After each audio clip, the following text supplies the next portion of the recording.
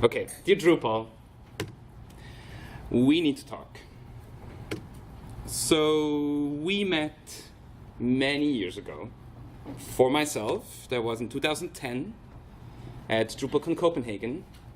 And you will not find me on that picture because I actually took the picture.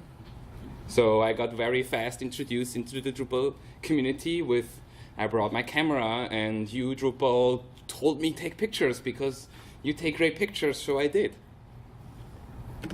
You showed all of us how to contribute. And you showed us not only to contribute on computers, but you actually showed us to contribute with friends and people. And we sat a lot on floors and talked about things. And we drawed and we had ideas and we came up with things. For myself, there was Dev Days in Barcelona many years ago where I got introduced to the multilingual Drupal 8 initiative, and I helped with people all over the world to make Drupal 8 more multilingual. And we had ideas and we draw them down. We couldn't stop, even during lunch. We, like here, came together and said, let's make it better, let's do it. Drupal, you also showed us a lot of new cultures, like a real good paella, or any other things that we all try while traveling or going to different places. And we see so many new things that usually we would never get in contact with. We partied, and we partied hard, and we celebrated you when new versions came out. We waited long for them, but they came out eventually, and we had parties, more than 300 parties all over the world at the same time when Drupal 8 came out, and people learned how to bake to make cakes about Drupal 8. You taught us how to present. A lot of people before they joined the Drupal community never stood in front of other people and presented, and you allowed us in smaller user groups, to camps, even to cons. I myself had the pleasure to do a keynote in New Orleans where I publicly talked about peeing. And it was cool, it was fun.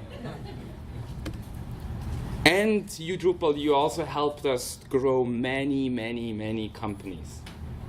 Like ourselves, just from a couple of people buying 2 whiteboards, thinking that we're really cool, and having each 2 computers, and coming up with ideas. And yes, by the way, that's me on the bottom right.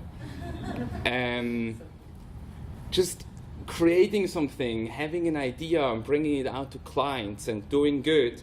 To today, Amazee is a global company, and we're so global we don't even have a group picture or a picture of us anymore. So the only way to show you the whole team is actually the Slack channel, which shows you that we are 66 people right in there, and we have fun. Like when somebody has its birthday, and all over the world there's happy birthday, congratulations, or 2 people have their 3-year anniversary at Amazee, and the designer spends half a day in creating a specific movie picture for the celebration of 3 years.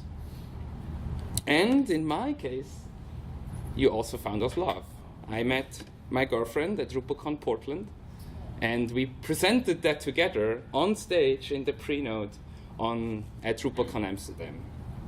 And I know that's not the only case. There are other people here as well, looking at Carlos, but also other people. I know that we even had weddings or proposals on stage. So Drupal, you changed all our lives. You are continuously changing. But you also changed a lot. You're not the same anymore that you used to be. Drupal 8, which we waited so long for, and we spent so many hours, is not the Drupal anymore that we used to know. It is a new Drupal. That means upgrading from Drupal 7 to Drupal 8 is really, really, really hard. Modules suddenly were completely different. Things we knew look different, behave different, are different. And for us, that just want to do shortly a website, we have to learn a lot of new things. We have object-oriented programming everywhere in the code. You just don't like go to Stack Overflow and copy-paste some code and it works. No, you actually have to understand now how it works. And overall, we have to learn so many new things, things that we never anticipated we have to learn. And you know what? They already talk about Drupal 9, what the hell? And also, adoption has slowed down. And somehow that's really, really, really scary. If we look at the graphs of installations at Drupal, we see the top line is the total, and it's not going up as it used to be. It's staying, maybe even going down a bit. And the same is true for DrupalCon attendees. If we look at the recent years, the blue line is North America, and the red line is Europe. And you see there's actually one missing. There is not going to be a DrupalCon in Europe this year. So what's happening? You also not only scare us, you actually created physical and mental pain. And I was part of it. I myself thought at the beginning, when I got asked if I want to be part of Drupal Confessions, I thought it's a really good idea. And I didn't do my due diligence myself to learn that the people behind it actually had a much worse idea of what they actually wanted to create. So to anybody in here or all over the world, I'm actually very sorry for what happened there. Because nobody ever, I didn't know that what happened there, what we created with that website was used for bad at the end. And luckily it's gone now, but it was a lot of pain, a lot of talking to a lot of people. And that's not what I wanted. Then you also want to learn as like these composer things and that CLI and yeah, why does it have to be so complicated all day long? Like, can't we just download the Drupal and install some modules and not worry about dependencies and that and this and if I install it new and that? And then you want us to learn now JavaScript. Everybody's talking about JavaScript, even though we are a PHP tool. Like what? And by the way, it's not the JavaScript that we used to know. Like if you look at that stuff, I mean, what the hell? Like there's like these things. What's that? And then there's an arrow. Okay, nice. But like so many things of like stuff that we don't know as PHP community. And yeah, it is code, but it's hard to understand. And then recently, you have all these security issues. Where are these coming from? We thought we upgrade all the Drupal sites, and 2 weeks later we have to do it again? I mean, we spent so many hours in upgrading all these sites, and then... So my question is Drupal over?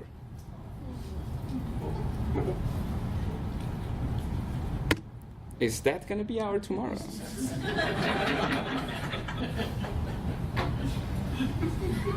Okay, sorry, no, it is not. Drupal is not over. That's not going to be our tomorrow. We just have to think about. Because who is Drupal? I asked the question to the room. Who is Drupal? Drupal is us. Drupal is you, yes, you. Everybody that came yesterday, that came to the group, that came yesterday and is coming today, that's all Drupal. So if we blame Drupal, we blame ourselves. I want everybody to understand that there is no thing. It's all of us. We're all in this together. It's not anybody else that we can blame. And change is actually what keeps us alive. And by the way, the others are not sleeping. And I'm not saying the others is WordPress or Symphony. The others are also the proprietary tools. The others are also the Squarespaces and the Wixes and all these others. They all want to make great experiences for people to have websites. And they are not sleeping. They are doing their stuff. They're doing their work. They're updating, they're changing, they're improving. And we need to do the same. But you know what? We have one big advantage. Drupal is already powering the web.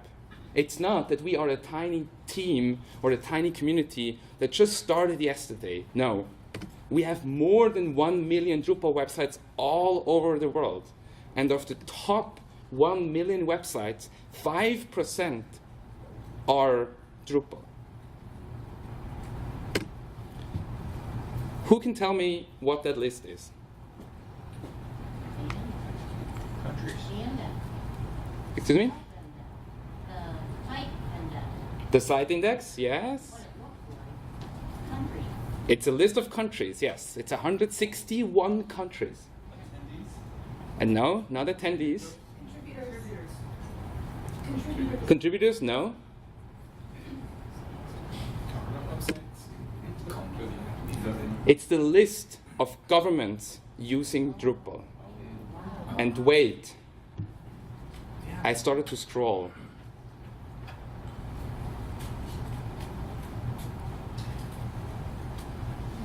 It's still A. Now we're at B, C, D,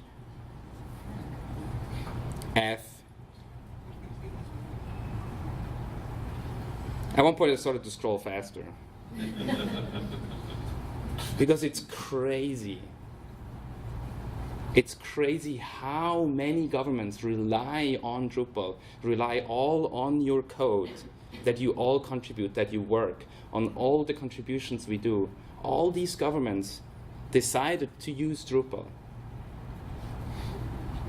And it's not only that. If today you want to buy a new car, you go to a Drupal site and you see what that car can do to you, and you decide to spend $10,000 to buy such car. And it's not only Tesla, it's a lot of companies that use Drupal. If you want to buy any other product like Lush, they actually, if you buy a product, you go through a Drupal commerce and you buy that product and it gets shipped to you. You buy a physical thing because of all our code.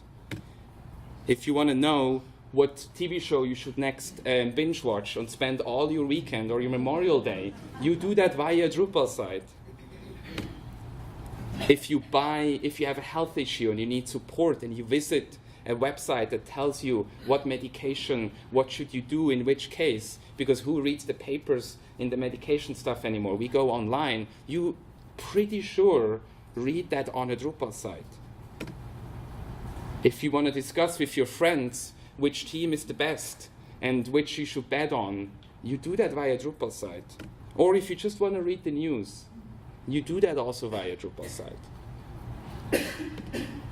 So we have a big, big, big advantage against all the other tools out there that want to work on it. So Drupal is used more and more by big and important websites. These are websites that save lives, that make money, and bring information to the people. And my question is really, is the market share, or is more market share really better? Is that a necessary thing? And by the way, that graph we saw before, it's voluntarily. We don't even know if that graph that shows the adoption rate or how many installs are out there is actually true. We now build many websites for big companies, and the first thing we have to do is disable the upgrade module because they don't want that the website talks to Drupal.org. So I'm not even sure if that graph is really correct. On the other side, we now finally have a roadmap. We now know if a client comes to us and asks us, when are we going to have YouTube support? You look at the roadmap and say, look, currently it's planned for September 2018. Doesn't mean it's going to happen because there is the big asterisk and the disclaimer on the top right. So it's going to be all of us to make that, but at least we have an idea what we want to do next. And any of the other functionalities, things like we are going to have an upgrade path. Yes, everybody of us thought it is going to happen with 8.0. It wasn't, and we are working on it. It's hard to upgrade a Drupal 7 to Drupal 8. There's been so much change in there. But it's happening, it will happen. It's just a matter of time. And if you want to help, there are easy ways to take any of your Drupal sites, try to upgrade it to Drupal 8, and tell in the issue queue what happened, what break, what didn't work. And by the way, don't be scared about the Drupal 9 upgrade, because we changed completely how we do releases now. Drupal 7 was never allowed to have any breaking changes into the code. So when we upgraded from 7 to 8, there was that huge pain because there was a lot of change.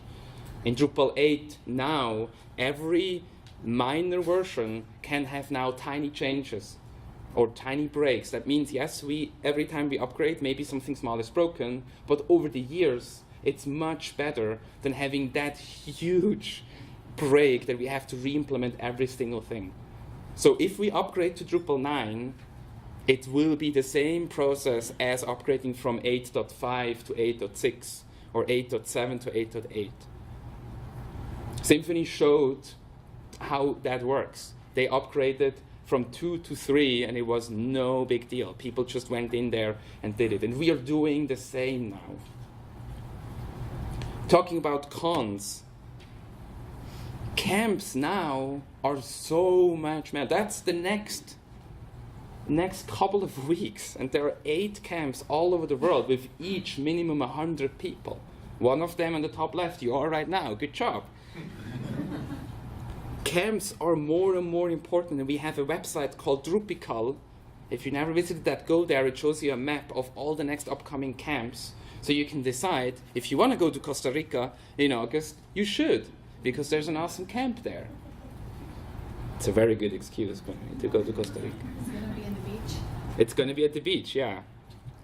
So it's going to be warm, like Texas, but you can jump into the sea. So Drupal camps, let's all acknowledge together that Drupal camps are less intimidating for a lot of people. It's less big, it's less marketing, it's less sales, it's less pressuring. And camps are closer to the people. You don't have to fly multiple hours. You can, a lot of times when close camps, you can drive or maybe even walk. And camps are more affordable. Many camps these days are actually completely free.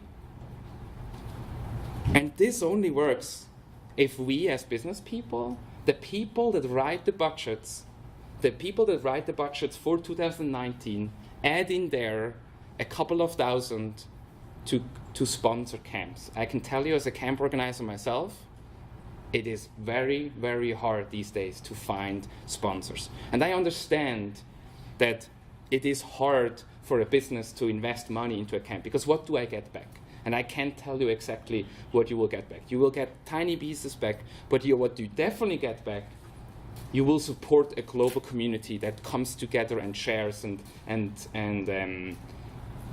makes us better. And also send your employees to the camps. Pay the employees to go there. Give them time off. Fly them if necessary.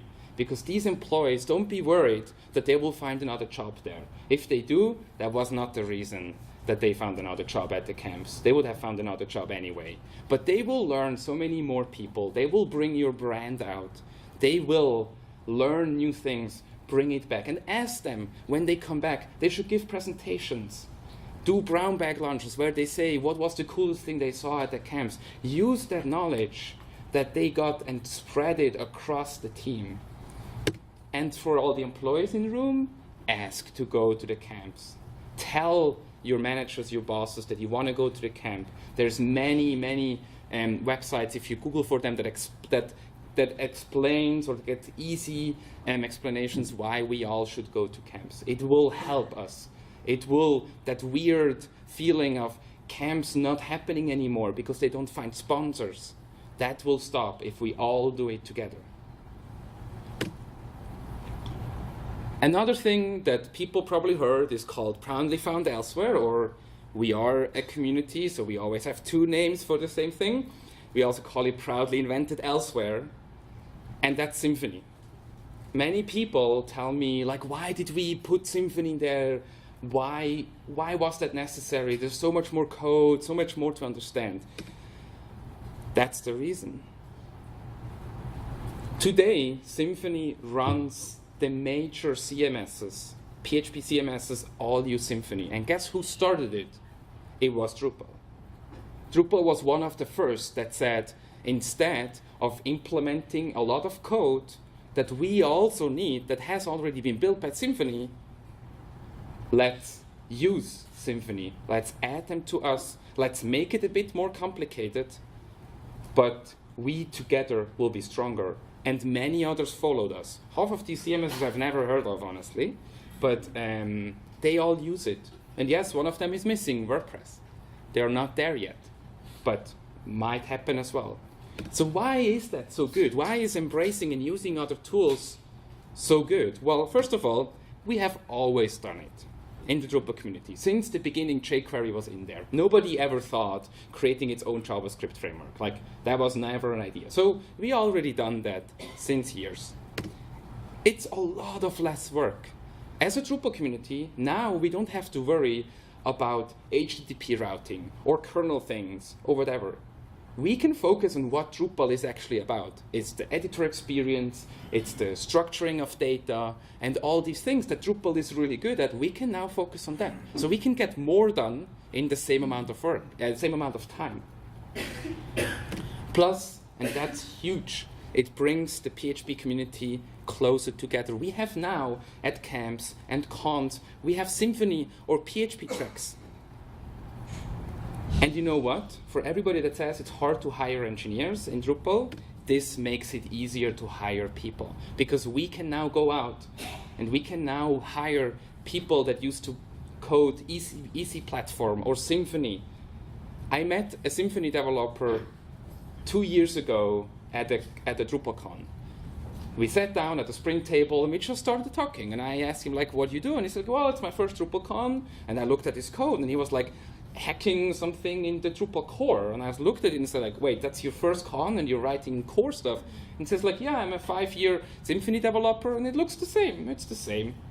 Maybe a bit different accent, but yeah, I can code. He had his first core commit on his very first day, on his very first con, because he was a Symphony developer. Everything that he saw made sense to him.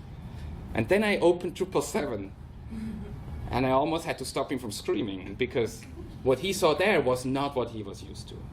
And that happens again and again and again. Us embracing other tools helps us be faster and hire more engineers. We now started to just hire a PHP developer because they already use all these tools that we saw before. They're already used to that. So they come to us and they just use them. Package manager, composer, well, there is just no other way. That's how it is. If we want to embrace other tools, that's the current system. It's there. Everybody out there uses it, and everybody has always used package managers, except one tool that was called Drupal. Package managers are not a new thing. They always existed. So if we want to ship good code, and if we want to use somebody else's code, we need to use package managers. Because if we embrace the code in ourselves, if we release Drupal with the Symphony in there, we let go of control, and that's not what we want to do. We want to make sure that we can use the others, but they can also fix things for us. So yes, Composer is hard and it's confusing, but you all probably can learn, you can all drive a car. And at the beginning, that also felt very hard. And Composer, as soon as you understood it, it's not. And there's many, many good tools out there that explain you. Drupal Security. Who of you has upgraded sites during the Drupal Security? Yeah? Who of you thought that that was also a bit scary, and why does it happen now all together? Not many? Some? Okay. Let me show you a thing. That's a WordPress security release from January 16th. It only tells you that there's a new version available and that they strongly suggest it to upgrade. That's it. Now look at the Drupal 8 one. It tells you as a security risk, the team, the Drupal security team, tries to estimate how high that risk is. So you know, do I have to stop everything from doing and upgrade, or can I do it tomorrow? It tells you exactly up here, it tells you here what exactly the security thing is about. You can click on that and it will explain you exactly what it means. So you can figure out how much does it apply. They do a CVE, which is the global record, like the standard to release security bugs or security fixes. Plus, they also show you multiple versions. The team just doesn't go through it and say, oh, we just upgrade the newest version. And by the way, if you're all older, well, you first upgrade. No, and they also released a patch for each single one. So if you're at any Drupal 8 version, you can take the patch and you can upgrade. That's so much more than, and the security is going to happen anyway. So I want to say it here, I believe Drupal is the most secure open source CMS existing today. And it's done and run completely by volunteers. The Drupal security team, nobody of them gets any money from any Drupal association or anything at all for their job. Yes, they're maybe paid by their companies, but again, that's completely voluntarily. And they use the same processes like Linux, Google, Apple, Microsoft. The processes behind are exactly the same. These are the best security processes out there that exist. We don't know anything better right now.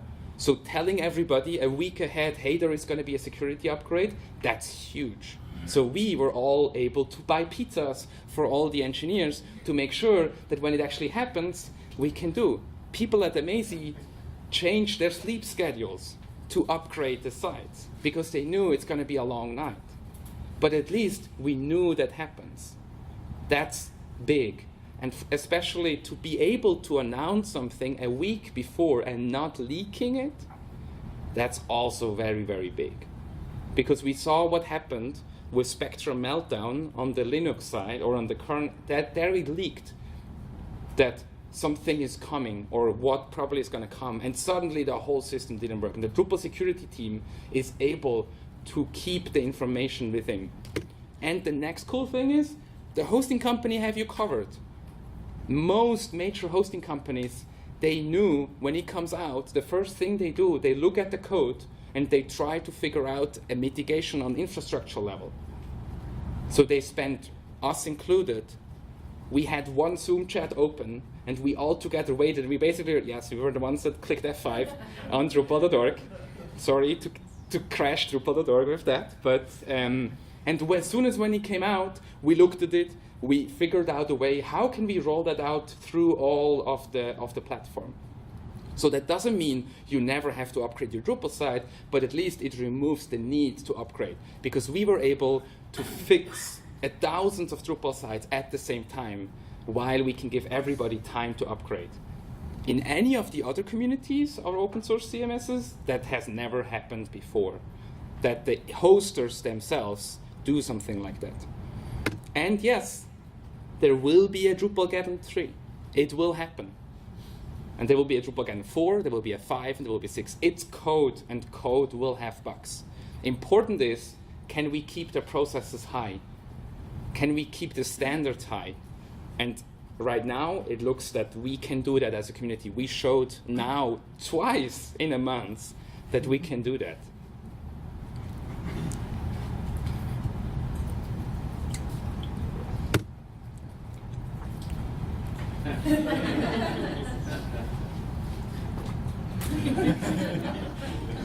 A third time? Yeah. Stack Overflow does a yearly survey which technologies people like the most. That's the result. JavaScript, HTML, CSS, SQL, Java, PHP is somewhere at the bottom. JavaScript is ruling the world right now.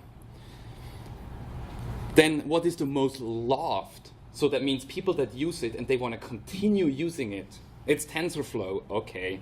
Doesn't have to do anything with us right now, but there is React, there is Node, and a lot of other JavaScript. People love to work with JavaScript. It's a fact, it's out there, we can see it. So JavaScript is taking over the world. Stanford introduced that they have now an introduction development course, not in Java anymore, but also in JavaScript. And other universities started to do the same. If I talk to my teachers in my school that I learned programming, they all start doing stuff in JavaScript. Why? Because you can do it in the browser. I have friends, the 12 and 13-year-old kids, they code on their iPads. No need to install anything. They basically just open a browser and they code in there. And because the JavaScript runs already there, no need to install anything. JavaScript runs everywhere. It runs in the front end and the back end. So if you learn one programming language, you can do that. Try to run PHP on the front end in your browser. Good luck. And again, JavaScript developers are easier to find because people like to use it. People learn it, people talk about it. So JavaScript is taking over.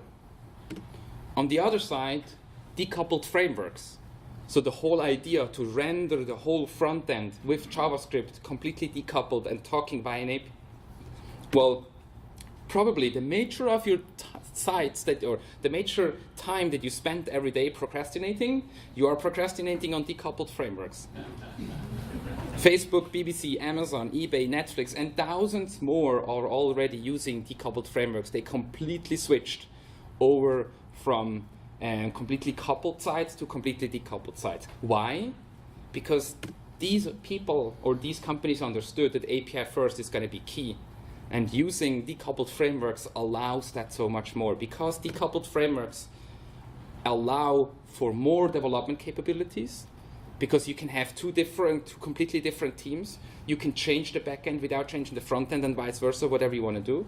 You have better design capabilities. Because it runs in the browser, you can actually figure out how big the screen size is. You can react better to the device that the user is using. And now the browsers start to even say how much battery is left, or is the person on the move or not. And the website can react to that situation. Plus more UX capabilities. We can learn, the front end can realize that the person, for example, has a hard time clicking a button, whatever reason. So on the next load, we just make the button bigger. We adapt in real time to the behavior of the user.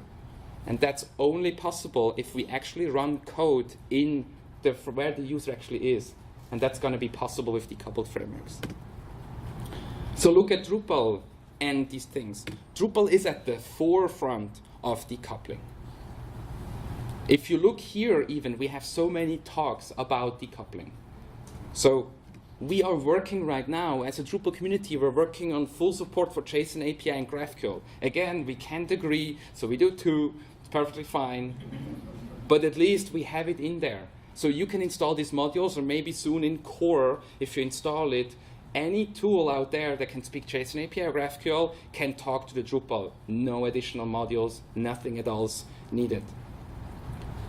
And we see more and more progressive decoupling. Progressive decoupling is the idea that you have the whole site still Drupal and you just replace parts of it with React. Chapter 3, huge kudo to them, they had the problem of having a better commenting experience. So what they did, they created a tool or a module on Drupalorg called React Comments, which is a replacement for the regular comments system of Drupal. You install it and your whole comment system suddenly runs via React.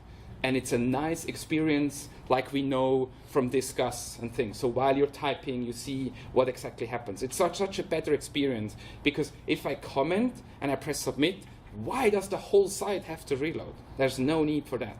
And that's now not happening. And more companies are not only implementing these things, they're actually contributing it back. And that's awesome, because not everybody of us has to learn how these things work, but at least we can use them.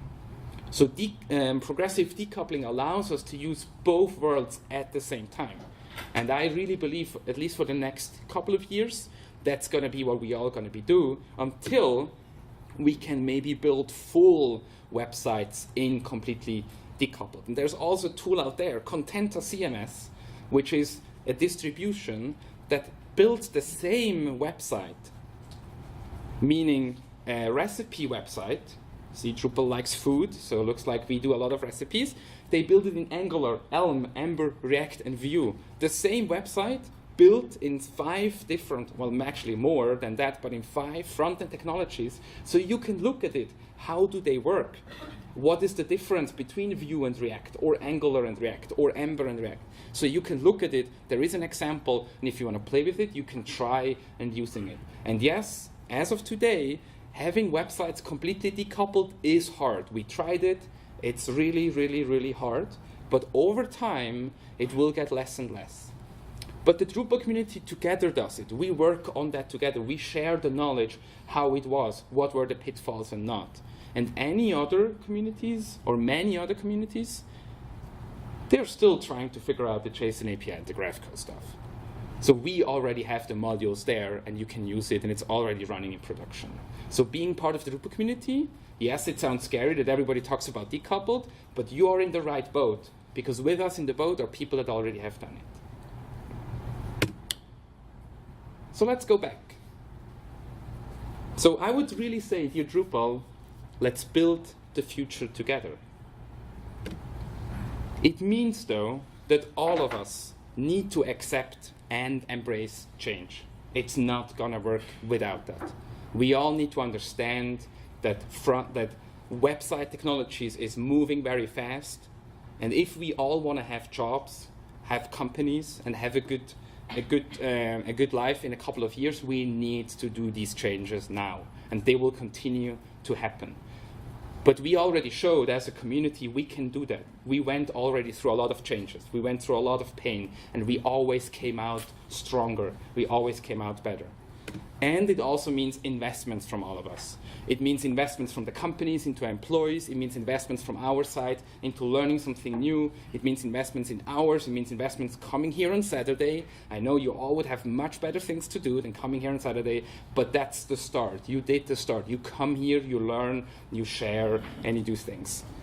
And I really believe that if we do that right, we are going to be still one of the biggest CMSs in the world that is used by the major companies. And the list of the governments we saw before, I'm going to stand here probably 5 minutes and not only 45 seconds to wait until the scrolling is down. Thank you.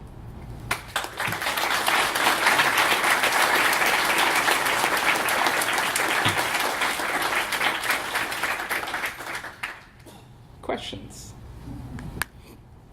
Yes.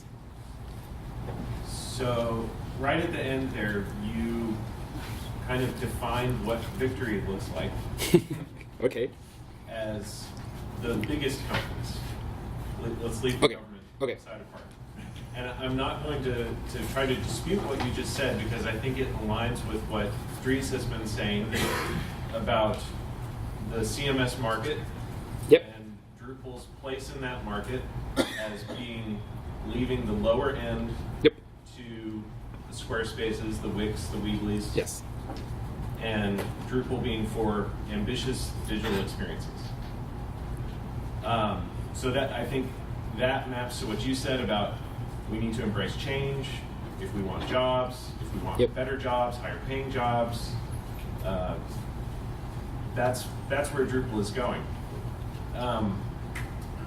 But I think it does, and this isn't really a question, but I'm just That's perfectly fine. Curious what you think about it. It does mean that who we see at Drupal Camps and DrupalCons changes. I agree. The population, we don't necessarily aren't a place anymore for hobbyists,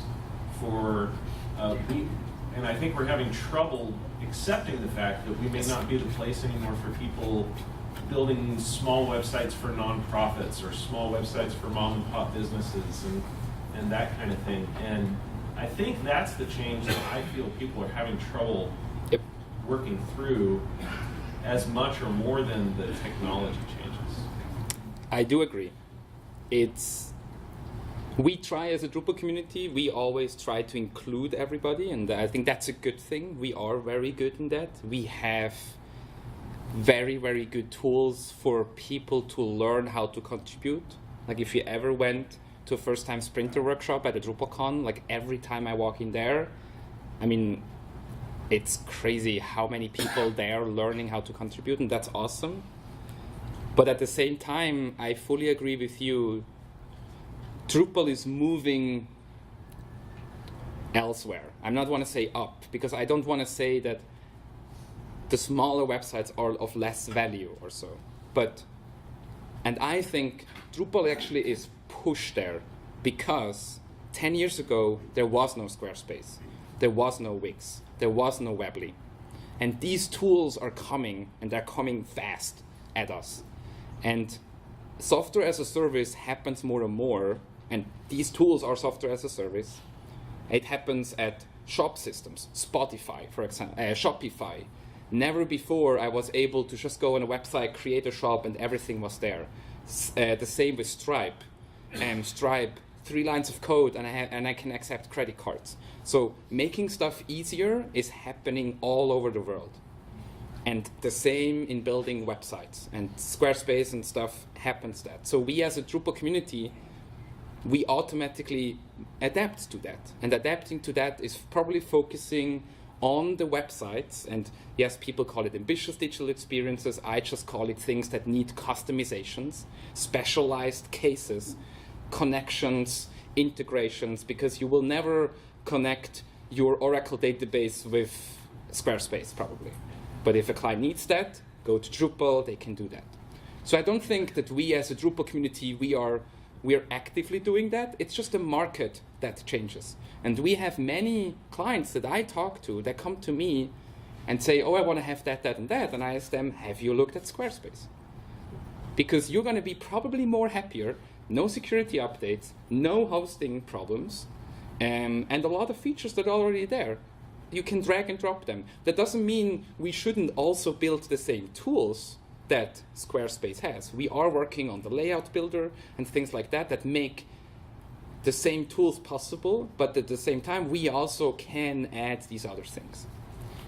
And that at the same time means, yes, Drupal is probably not used anymore for the hobbyist websites, for those really easy websites. And that's something that we need to accept.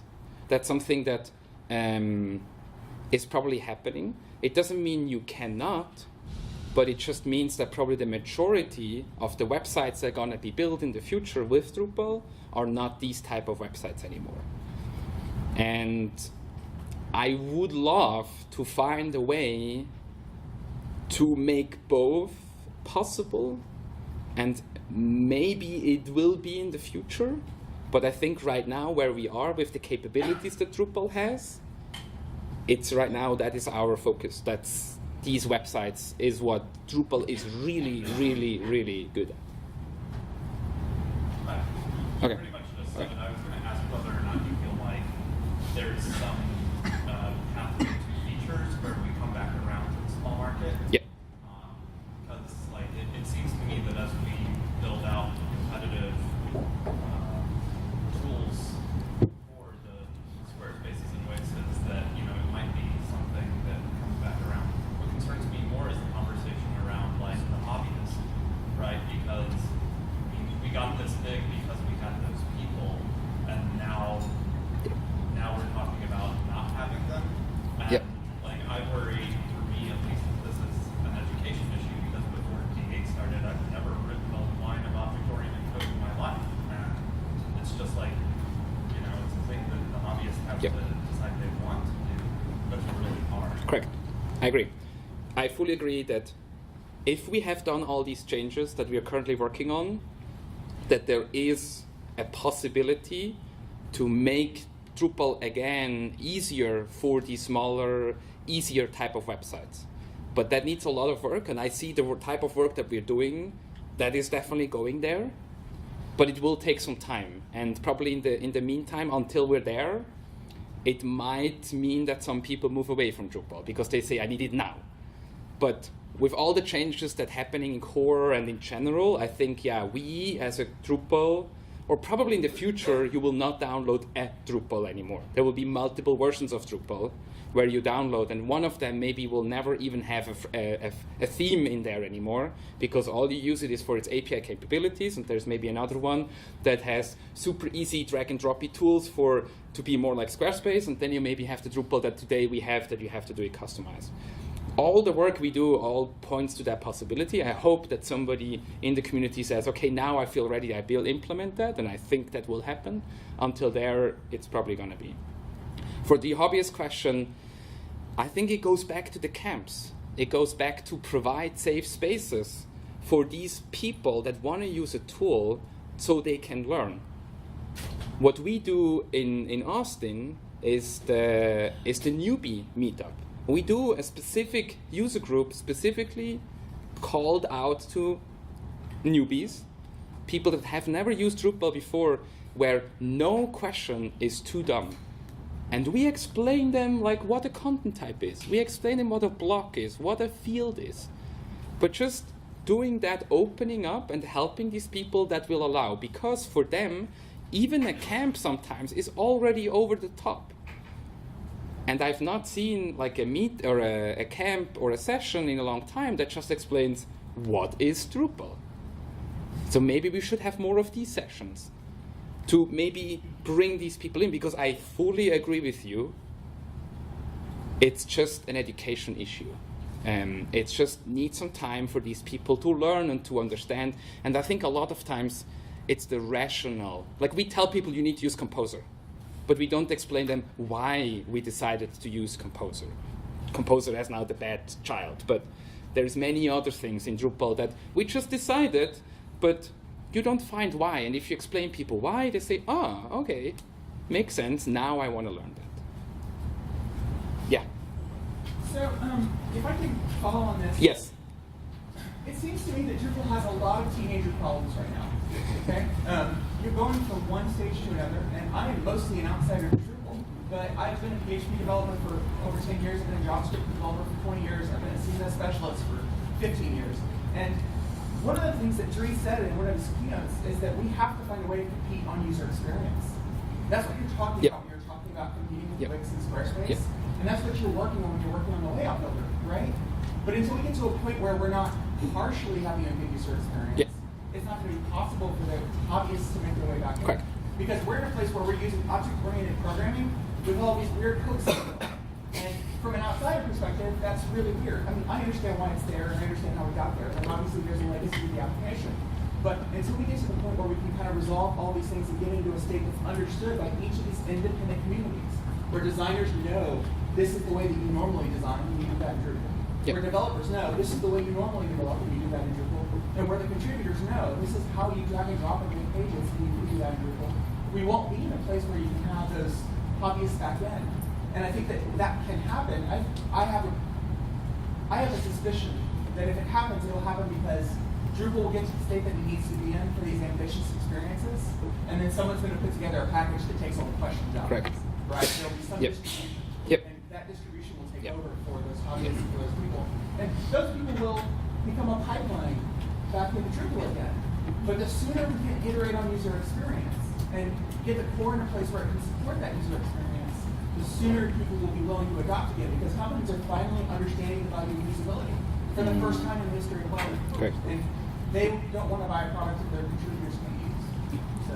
And I can add to that, like we lose clients because of the editor experience. We just had recently quite a big client that wanted to invest $2 million into a website. And the security team said good, the hosting team said good, and at the end it was the editor experience. We created a test site for them, and the editors looked at how to edit the Drupal site and said, like, what the hell? Like, we're not gonna, it looks like 2008, and I tell them, yeah, you're correct. And so it is, look, if you look at the roadmap, let's maybe go there real fast. That's what they're calling, right? What's next? Where is the roadmap?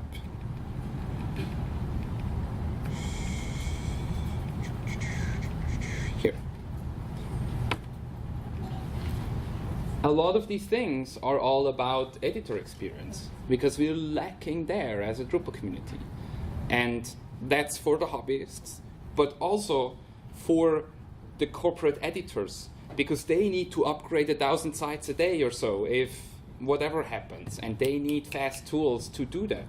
And if we don't right now, we can provide it. I'm not saying it's not possible, but it's not there already, and that's going to be a key adaptation for both sides. Yeah. Carlos. Well, for me, it's kind of talks about 2 points. It's clear that being a hobbyist, being a small business, is becoming really hard to use Drupal. But something that is fresh right now in my mind is when you saw that list of governments that use Drupal. In 1998 in Colombia, I was, if not the first, pretty much making the first Linux server in a government agency. And the biggest arguments I had is like, server on Windows or server on Unix? Unix is better, but at the time it was AIX or Solaris that was millions or thousands of dollars that the company didn't have. And Linux was there, and nobody wanted to use it. And for me, open source always is access to the high-end tools they're there. And Drupal is providing that. Mm-hmm. And when people say, like, now we cannot do a small website, like, well, you maybe if you just have one page, there is Wix, there is Square. But now it's that little website, that little small business wants something that only, I don't know, Adobe can do. They can. They don't need thousands and thousands of dollars. They may need a lot of time learning. They may need to invest themselves into that. And like Chris coming from a hobbyist that never did line of object-oriented code to doing what he's doing right now, which is amazing. So we are forgetting that, and I feel we are forgetting that every time I hear that argument, and that argument is huge in the Latin American community. For me, it's like, what the heck are you talking about? Now you have all these enterprise-like kind of tools, and you just can use them. So why are you complaining? Now, it's true, it's getting complicated. So that's the other part. When we talk about contribution, I have some of my customers here, and they can tell you, when we find an issue, I pretty much push them, like, go to Drupal.org and say how it did work and how it did not work. And I think that's the other point that we are not doing. I don't see it happening. I see modules that are in alpha state, and I think most of us don't know that alpha in Drupal doesn't mean it's not working. Usually it means it needs review. That means we need somebody to go and say, hey, work. Yeah, that's a good point. That's it. Yeah. Hey, works for me. Yeah. Good. Don't, that's a review. And then we can move to beta, and then we can move to RC. Yeah. But it won't happen because everybody is, or not everybody, but so many people is saying, oh, we're moving into that, I have to find something else to do. There are tools like Layout Builder that is going for that, going to make it easier, to make it out of the box easier for somebody not to have to know object-oriented programming, but do something in a better way. There are tools, there is Paragraph, there are several tools looking for that, the React initiative for the administration interface. Help on that. I don't think Drupal is getting away of everything. We are getting away of what open source should be. It's getting those tools that the proprietary software charges just for the license, hundreds of thousands of dollars. Put it out there and let anybody that wants to do something use just a part of that budget and pay for the people that know and make it do what you want to do. So one of the things is how we see the software, and the other one is it's easy to say, oh, it's not for small. I'm moving on instead of saying, hey, this worked for me, but didn't work that I have to write 10 lines of code. I think that's a good idea. Go on Drupal.org if you use a module and it works, and even if it's an alpha stage or beta stage, nobody will hate you for creating issues saying it worked. And as a maintainer myself, I agree. You don't hear that stuff. No. You only hear that it's broken, which is good, and I can fix it. But sometimes hearing that it works would be good.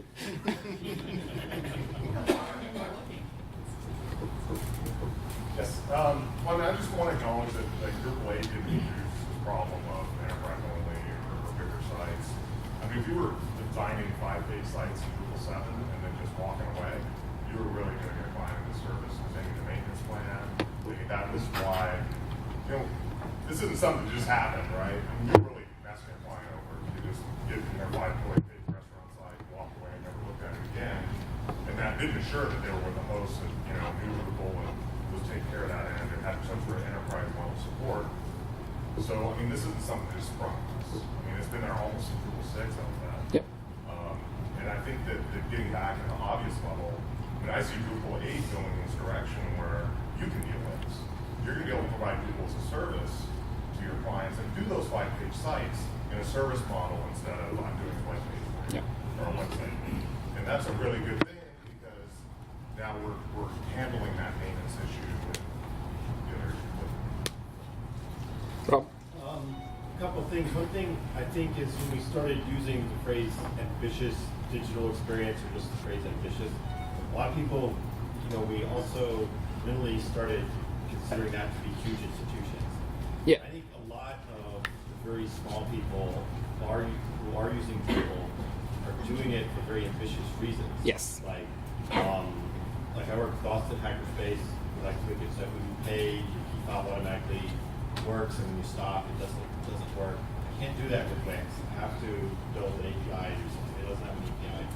It's like a very ambitious thing to do with no resources or volunteer resources. And Drupal is perfect for that kind of stuff. The other thing, I think the analogy Carlos was making to the arc of Linux has a lot of lessons for us. So I was a very early Linux user, like 1996 or so on.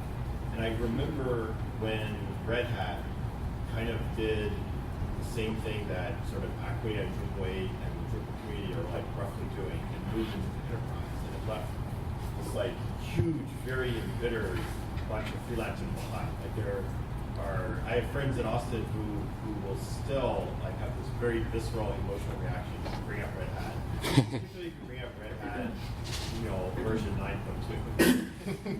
And because Red Hat chopped support to these guys who are making money, like putting Samba servers in small businesses, like went all enterprise with the RHEL version, and they felt like left out in the dust. But right now, Ubuntu is the thing that they all use, which has a better interface than Red Hat ever built. And most new people coming on the internet are using like a $25 Android phone from China, which underneath at its heart has Linux. Correct. Yeah. So, I think that's a good analogy to what we just talked before. It's like, Linux used to be for the hobbyist, then there was a time where it's not, but now even I have people that have no understanding of coding at all, and they run Linux again, because the easy tools now have been implemented for all these people with the nice interfaces that does a lot of things. So that's a good analogy, yeah. Chris? Just like kind of tacking off to that, just as like a level set for all of us as we think about this. Jeff Eaton has this thing he says, which is that easy beats open, right? And that's both true for us and against us. Currently we see it a lot against us right now, but the more we focus on making interaction experiences with our product easy, then open becomes, a feather in the cap as opposed to the way we sell, right? So, if we're looking to compete, I care about Wix and Squarespace because of what I do on a day-to-day basis, but, if we're looking to compete in that sort of market, it's about how we compare on an ease of use basis, not the fact that we're going to give it away for free because the enormous number of our clients actually won't ever see that free, right? Correct. Different sort of Yeah. free. It's man hours at the very least. Okay, last question.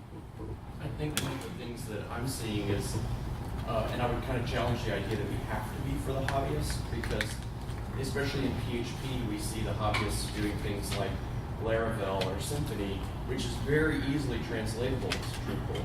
And if they're starting there, then we used to hire only Drupal developers, or we put out posts for Drupal developers. And now we just say PHP object-oriented, and if you have Laravel experience, great, because we can move you in and teach you Drupal very quickly. And so I think there are avenues for hobbyists to then start somewhere else and move into Drupal very quickly. Also, the other thing is I think a lot of hobbyists are starting with JavaScript and not necessarily going into PHP as a programming engineer. Yeah. I think, though, there is a different understanding of hobbyists. I think what we understand of hobbyists is people that never want to touch code at all. Yeah. So there is a different understanding of hobbyists. I don't know how to call them, hobbyist site builders and hobbyist developers or so, but they're both correct. And it's true, all my friends that now are starting to learn programming the first time, they all learn JavaScript. But that could maybe be a possibility that if we have a really nice decoupled distribution in Drupal, they can write all the logic in the front end and they just use the Drupal APIs to store their data. So for them, Drupal suddenly gets like a content storage or a content hub, and they never have to write one single line of PHP code. And so that's how Linux ended up in the back of Android. yeah, correct. It's very similar. So it's progress. We are working towards it. We are in a phase, and I think that the analogy of going like through different phases of life is a good one. We are in a stage where we don't know who we are, but we will get out of there. We do, and we all together can help on it. And I really want to acknowledge you all coming here is part of that. You did the right step already. Showing up on Saturday without coffee to a keynote is... I cheated. So it is good. You do the right thing. So enjoy the day, share, talk to each other, make new connections, and have fun. And if you want to know more, come and talk to me. Thank you.